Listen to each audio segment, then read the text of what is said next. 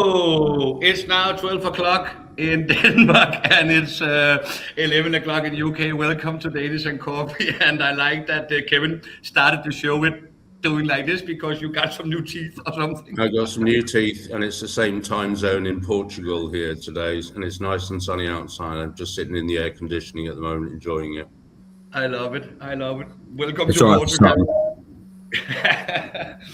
It's nice that we all will be smiling a lot today to give you some good vibes about your new teeth, Kevin. Welcome, Richard, also to LinkedIn Live Thank today, and welcome to all you out there. This is the 29th now. This is the 9th episode of LinkedIn Live, and just before we kick off the show today and the discussion today, want to say thank you. We have 205 registrations today that either watching now or will watch after this one. I'm super pleased with that because it shows that there is space in the industry for having good conversation, talking about the industry, what is moving forward.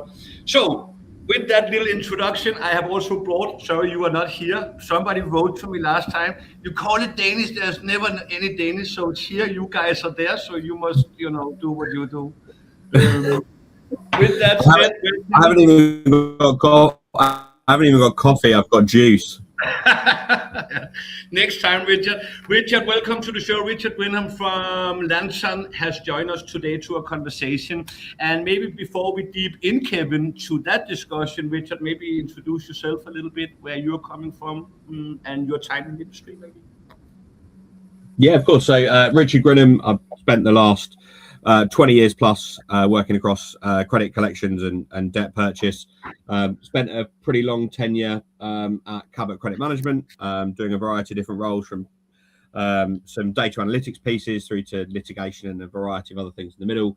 The last few years, I've been working for a pan-European organisation, Coeo, and within the last couple of months have joined Lantern Group. So working my way around the Yorkshire recovery groups. So you supported us with a couple of events now, Richard, wearing a couple of hats, particularly the AI real life event that we did in March in Stratford, and hopefully you'll be able to make the one on the 24th of September when we look at what's happened in that interim time period. But just going back as recently as last week at the Credit Connect event, Chris Warburton shared that, and I think his reflections on the day afterwards, and you spoke at that event, was that the AI sessions now really look like they're taking off, have something tangible. We're talking about real deployments at scale rather than sort of a bit of rhetoric. What's your thoughts? What are your reflections on that? Yeah, I agree with Chris. On that, I think the subject matter of AI has been quite a prevalent point. It's been poignant for the last few years, right? We've all been talking about it. Whether all organisations have been doing it, I suppose, is a different question. But I think if you've not jumped on now, you're getting behind the curve. I think AI is, particularly in financial services function, is going to transform collections probably faster than any other facet of that process. AI collection systems are already handling millions and millions of automated activities each month, whether that's calls or chat or something else. I think the verbiage a lot of people go to is that AI is not replacing people, it's handling scale and consistency and still allowing humans to deal with that sort of empathy, complexity, vulnerability in particular, those sorts of areas. But it's a huge opportunity, and I think people are coming around to the idea that it's not the huge risk that some people perceived it to be up front. If you manage it properly and you're implementing it in the right way and making sure you're working with the right partners, then absolutely it's a solution.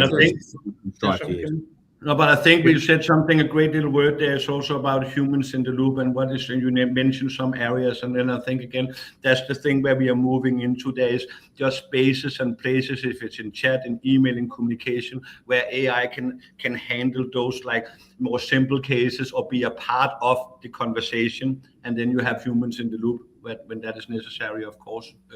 I think before we get into sort of some of the Lantern strategy, Richard, I put you on the spot a bit, but I think coming off the back of that, both David on the data side and you, particularly on the business development side, at that AI real life event, and I think it was quite key, was data governance and the AI governance go very closely together. But the bit I wanted to put you more on the spot on is now, as somebody who is out there in the market presenting Lantern's solutions, whether it's a debt purchaser, whether that's as a contingency provider, whether it's as a solution provider with some of your vulnerability specialisms, do you feel now that you're having to step up your game in how you present to leading creditors, tier one banks, utility firms, etc., in terms of the capabilities you've got compared to maybe a year ago when you may feel like, am I going to sell against this technology?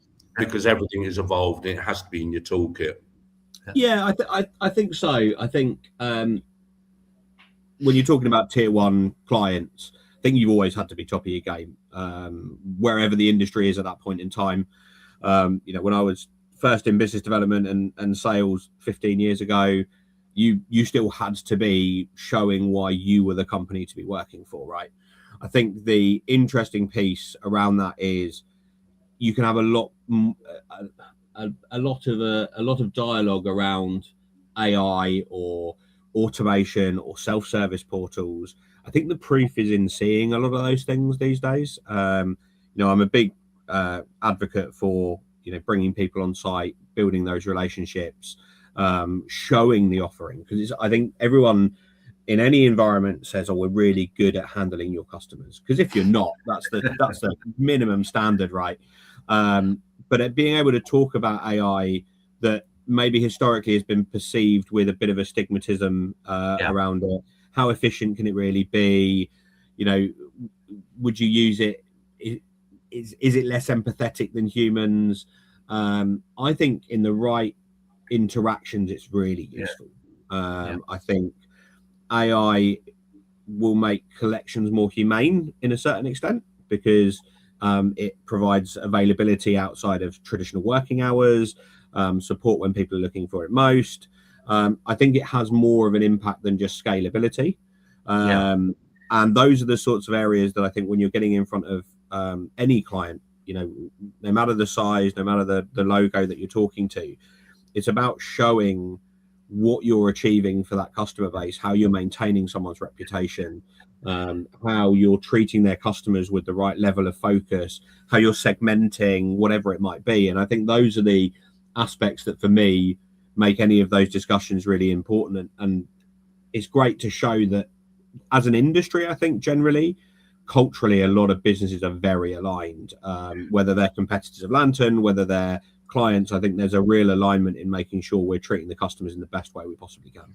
Yeah, and also adding more, it's I guess also about as time develops, it's about offering the clients more and more different solutions. You touch a little bit about self-service and then you have the normal strategies, but you are offering clients more opportunities. Some want to do that, some want to do it at that time in the day. Some feel too stigmatized to talk to a human. Now you have this possibility. Some want to talk to a human, then you have that possibility. So it's also about spreading your offering and your channels a bit more. Now you have that opportunity. Kevin, you want to say? Yeah, I think partly, a bit of the legacy of Denise and what Paul and the team have done since, but you've got a very great culture and heritage within the sort of vulnerability space. And when you're out there selling the benefits of debt, particularly debt purchasing, and that's probably a starter for 10 really for you, Richard. Where do you see that now as in terms of in relative importance, given that this been such a big thing with the FCA agenda and now with some of the other regulators? Yeah, and I'll touch briefly on the Lantern process. Obviously, I've only been a part of it since Paul's been there, being pretty new to the organisation. But it astounds me that looking from the outside in, it's always been quite a pragmatic, forward-thinking, collaborative approach, or what it felt like as a culture. And I have to say it echoes that and more since I've joined. The strings to the bows they're utilising in servicing spaces and not just in debt purchase has been eye-opening. And seeing some of the brands that they operate within there, so Sonex from a vulnerability perspective and those sorts of things have been really strong. I think Lantern have historically always been known in the debt purchase space, particularly around vulnerable customers, and hence the Sonex acquisition in that space and the servicing that they do. I think debt sale in its entirety is now being viewed more as a strategic kind of customer and capital decision, as opposed to maybe historically where in some cases it was used as a bit of a balance sheet cleanup exercise. Yes. And that's a good position for creditors to be looking at it. You know, debt sale allows lenders to, free up some more regular capital, improve customer experience in segments of accounts that they want to keep hold of or that they resource particularly well. It helps improve their customer experience metrics. It, focuses internal teams on the engagements where they, have the true benefit to be able to give. And I feel like debt sale is becoming, a tool in most people's toolkits. I wanna deep dive a little bit into that, Richard, also about being a tool. And before you cleaned up your Excel sheet and those accounts, okay, and then you sold them off. So strategy-wise, a little bit elaboration. Strategy-wise, conceptualize-wise, debt collection, typical DCAs, companies working in pre-collection, early stage, early engagement, debt purchasing. Can you elaborate a little bit about the difference also for people, not coming deeply from maybe your part of the industry, and also then a little line into, do you see other strategies like completely different from those other type of companies to your type of to Lantern, what Lantern do? Yeah, we do. I think and broadly speaking, I think from whether it's a DCA servicing opportunity, a BPO opportunity, a debt sale opportunity, it's finding the right partner for you as a lender or a creditor that fits your customer mold. In my days, particularly with Coeo, it was a very successful business with regards to digital origin, and I've had other models that I've worked within, Cabot being a good call of that, and I appreciate I haven't been there for a few years now, but they worked particularly well with sort of customers that had originated through brick and mortar lending, and obviously that was a much more prevalent pace 10, 15 years ago. The challenge, I suppose, for a creditor is working out whether or not servicing, so from a BPO opportunity and Lantern offer those sorts of things, can be there for scalability if you're looking for something to support a very specific part of your process. And there are other organizations out there. From a DCA perspective versus, do you do debt collection pre-sale or not sell at all, or do you sell and not use a DCA model? It has to be right for them as an organization.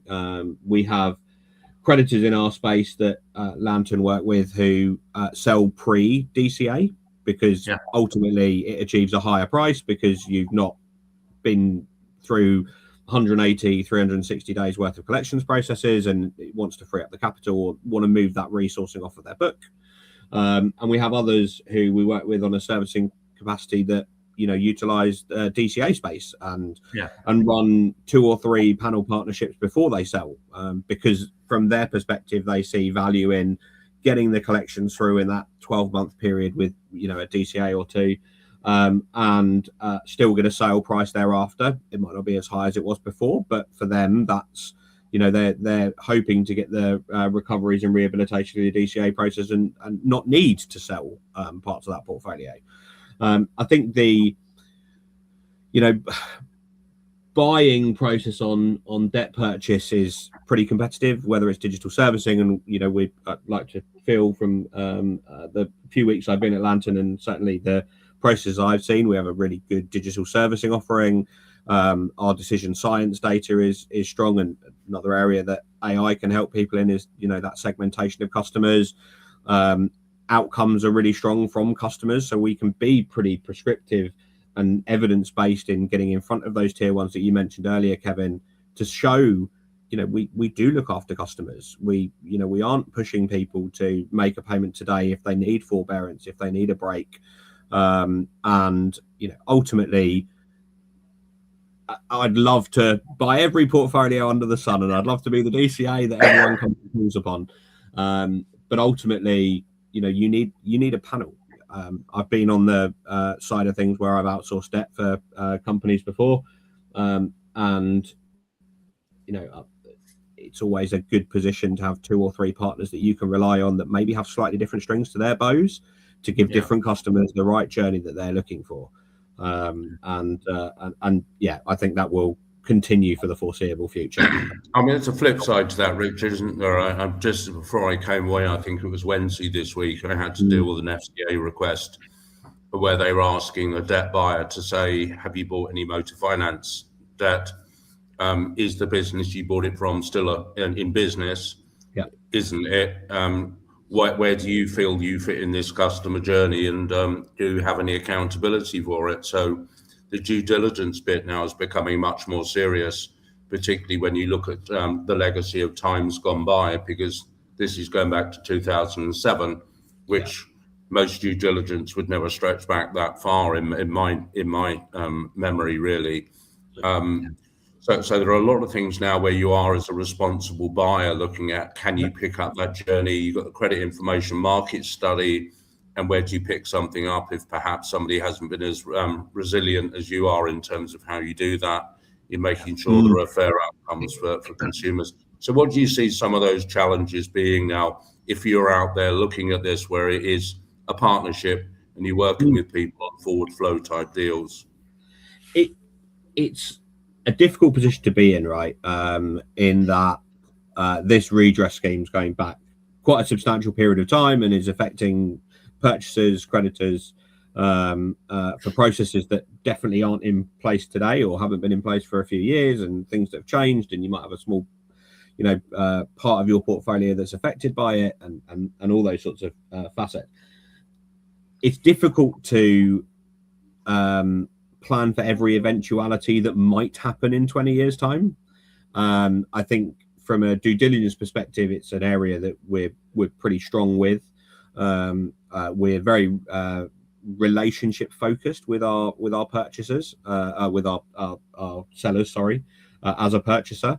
So we're regularly catching up with those guys on a monthly basis, quarterly basis, more regular as well. Particularly when you're in forward flow arrangements, having that regular kind of conversation about customer base and where things are going, and keeping abreast of regulations that are changing is so important. And when you're active in a debt purchase landscape and you're not focused on a particular industry, whether it's motor, whether it's financial services, whether it's high cost short term, BNPL, whatever it might be, there's lots of different areas that need to be considered, and as an organization, we feel we're pretty strong at making sure we're out in those conversations early doors. And it's not just about our acquisitional portfolios, but from a servicing perspective in the DCA space or BPO space, we need to know what's coming over the horizon for those creditors, what regulations are going to affect them as a lender that we might see in 6 months' time when those customers start to become delinquent or they need some support in a customer care aspect. So I think due diligence is really important, but I think being visible and being parts of Credit Connect events, being parts of other industry events, CCTA, MAL, I think being a part of those sorts of organisations that are really at the forefront of keeping everyone abreast of regulation and moving those sorts of conversations forward is really important as an organisation to know what the future looks like. We talked a little bit last time, Kevin. We talked about practical handling of vulnerability. And then we talk a lot about it with the DCA customers that we have in Mega today. It's a big part of the whole space. You need to identify, you need to treat them both out of regulatory perspective, but also out of human perspective, but also out of how do you succeed in the world situation today. A few minutes, just Richard, how vulnerability handling management in a company like yours, what does that look like from compliance, regulation to practical work? Yeah, of course. I think the big themes around vulnerability management fundamentally sit within consumer duty and how that's changed collections conversations. Our vulnerability models and our processes that we work on internally and within Sonnex as part of the group is that vulnerability is, no longer just a specialist team. I think having a team that have had a certain level of training above and beyond the rest of the contact center isn't enough anymore. I think it's very operational. It's important to be very data led around what customer challenges are becoming and being proactive around your customer base, and if their circumstances deteriorating but you haven't spoken to them yet, can we do something to help? It's being embedded in customer interactions throughout. So is the next best contact being made with the right decision making in mind? And ultimately, there are processes that are coming along the pipeline that are going to really impact those activities. So Richard, on that one, a couple of weeks ago, we had Gary Norris on from UK Search, and he was put on the spot with regard to particularly this area of proactive engagement around time to pay arrangements and the like. And that's, particularly acute for debt buyers where you may have portfolios that may be on typically much longer time to pay arrangement than a DCA. And he said he brought forward now on many of their portfolios that to be in 3 monthly. Are you seeing that even more frequent than that, or that is the sort of demand when we spoke with David and others around what they're doing on the data analytics platforms? I think it's the right time to contact the right customer. I think the segmentation of a portfolio now is going beyond, 10% goes over here, 15% goes over there. I think it's very much on an individual basis and understanding your customers' demographics on a case by case basis. I think Gary's absolutely right. I think installment arrangements, particularly those that are longer standing, there's probably a more regular touch point. But the flip side of that is in customers that you've assessed that are, in significant vulnerability. And if you see that they're still in significant vulnerability from the data sets you're pulling, probably not much is going to change. If they're paying a token installment, they're trying to. Let me take a case in point, Richard. Obviously, this week we saw the official number for the change in energy prices. Yeah. So if you take a case that you may well have got a DCA or a purchase portfolio that said you're already struggling, your debt balance is going to be 1,700, 1,800 quid, and it's going up. How do we factor that into future planning? These are very acute things that are now becoming more and more common, where you've been asked these exam questions when the politicians don't seem to be able to answer them very well. But we, as operational people, have to be able to do that, and finding a pragmatic way of saying, do we know who's most affected and who do we target our communication strategies at? Yeah. And again, that is, for me, and I'm sure there are other facets of ways of doing it, but I think it's a data-led approach. If you can see that your customer base is already struggling, most people who are renting or paying a mortgage are going to be affected by this, if not everyone. If they're already struggling to pay their installments on a monthly basis, they're close to the breadline, they're probably going to go into a negative disposable income. I think it's about making sure your communications are showing that you're available, you're open to an honest conversation with them to understand their circumstances. I think it's a good segue for your video, actually, Martin. No, I think so. Yeah, I thought so, Kevin, because in the last little time here, because I love what you touch upon also say. So I want to shoot a little video out. It's 1 minute. Where we sit here, we will be with you because I want to bring out 2 words, and then you can have some sharps one here in the last couple of minutes, Richard. There's AI fluff, there's AI in real life, and what works, what doesn't work, what do we think will work, what do we believe will work. So I will show you a little video of how Mega operates today. It's just 1 minute that shows some live results, and then I want to have your opinion, Richard, about what do you see as fluffy, what do you see work. It doesn't be about voice, it's just like in this space here, some good advice for the client. So let's hit out a little video, 1 minute to see real deployment of AI, and then have your comments and thought on that. Hit it on for a little video coming up now. This is Mega AI, real results. Live inside BPO collections, 107,000 calls in just 10 weeks, 85% verified by AI, 3,650 calls handled per day at peak, live in under 3 weeks. Not a pilot, not a proof of concept, this is live production. 75,000 accounts identified, 52,000 calls transferred with full context, from 11% to 85% in weeks. Every call verified before it reaches an agent, built for regulated environments, approved for real-world deployment. The impact is already being felt across the operation. This is operational scale without compromise. Zero hallucinations. Controlled, compliant, proven. This is mega AI.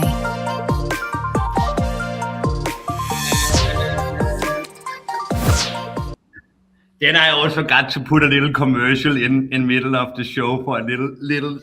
But the thing is here, real life deployment. This was real life deployment in BPO collection, scaling from 11% to 85% success rate. Doesn't come overnight, and that's what I also want to hear your opinion. This is a process where you take these tools in, where either it's chat or dialers or omni-channels, whatever it is, where you use AI. It's a process. It's not a quick fix. You could see here in this little video, it's growing week by week because you have to fine tune. What is your thought about the fluffiness you heard out there? What is your thought about deployment? What have you seen worked and didn't work out there? Yeah, I've spoken to the guys at BPO, and they've raved about the successes they've had with the processes you guys have implemented for them. I think AI has a really strong use case in things like data protection at the beginning of calls. I think it has a really strong use case for I&E forms, and wider cases in voice. I think for me, and probably historically, there's a real use for AI across the ecosystem of a business in dealing with, I'm trying to find a better word than monotonous activities that are regular and ongoing. And ultimately, if you can take away some of those bulk processors or improve the volume of controls that you've got, and quality assurance on calls or whatever it might be, as a facet of that, you're not replacing the people that are doing it. You're maximizing the results that you're able to pull through, and that helps not just the contact center or the communications you're having with customers, but it also helps with things like attrition. Because if you're helping take away some of those more regular, less impact producing activities, to allow, contact center is a good example, to allow customers to deal with the complex situations, to take a bit more time. We talked about vulnerability, and in Sonex, we have a much longer average call length because we're talking to customers in all circumstances. They're always vulnerable, so they need a full overview picture when they speak to somebody, and whether that's through digital or voice, they're just longer conversations.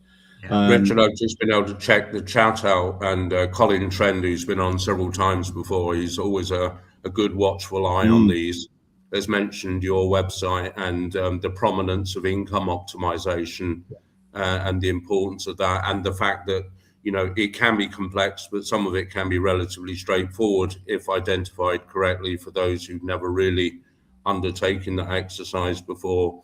So do you feel a lot of these things, particularly in drawing people's attention to it, first of all, and then finding the best method of engagement to help your agents as well as the client, the consumer? Yeah, I do. I think, I'll touch on income maximization. It's another tool for helping customers, whether it's within your own processes or them and their personal circumstances, to be able to help them maximize their opportunities and their income and understand their benefits and where they are. And I watched the session that Rob was on previously, and everything I've ever spoken to within the policy and practice governance, I think if you're not doing it, you're behind the curve now. It's such a useful tool. It adds huge availability, and Lantern as an organization across the group have been a huge advocate of it, and I'm glad Colin's called it out. I think all of those journeys alongside AI or building in AI, if your AI is noticing vulnerability signals, for example, particularly financial vulnerability signals that the agent hasn't yet picked up on, flagging that through. If it's a human call, pushing income maximization as an opportunity to try and help that customer take better control of their finances. I think all of these things bring a real rounded picture to each engagement you're having. Ultimately, the biggest challenge I'm always going to have is speaking to people. I'd love if every customer that, Lantern purchased and every customer that we were sent through in a servicing wanted to speak to us. Ultimately, I think in that itself, Richard, we're short time, but just on that point very quickly, I think something that's been picked up by Marty many times, that empathetic front end where you're not going for the jugular, does promote better engagement. I don't know what your thoughts are on that before we get too close to the end. No, I think that's absolutely right. I think helping customers and not being seen as the big bad debt collection agency at the end of the phone is hugely important. If you can help round that square and make it an informed journey, that goes the longest way into helping build some trust that they'll speak to you again when circumstances change. Boom! That was a perf, and I love that I love when we just talk about those tools, policy, and practice, the positive engagement. Thank you, Richard Grinham. We have come to an end. We could be talking for a long time more. We don't have the time today. I want to say thank you. I want to wish everybody a fantastic Friday and a great weekend. And next Who have Friday, we got next week, Martin? We have a powerhouse of a woman next week, Natalie Biner from Arch is joining us, and Natalie is a dear friend of us and is a full powerhouse in the collection space. We're looking forward to welcome her next time. Recent winner, so training could be on the agenda next week. Yes, it could. I wish you all a fantastic Friday. Thank you so much for joining LinkedIn Live this morning. Richard and Kevin, enjoy. Kevin, can we have that Can we have that little smile? Yeah, I love it. Have a good one, everybody. Have a nice Friday. Thanks, everyone. Thank you for having me. Bye-bye, guys.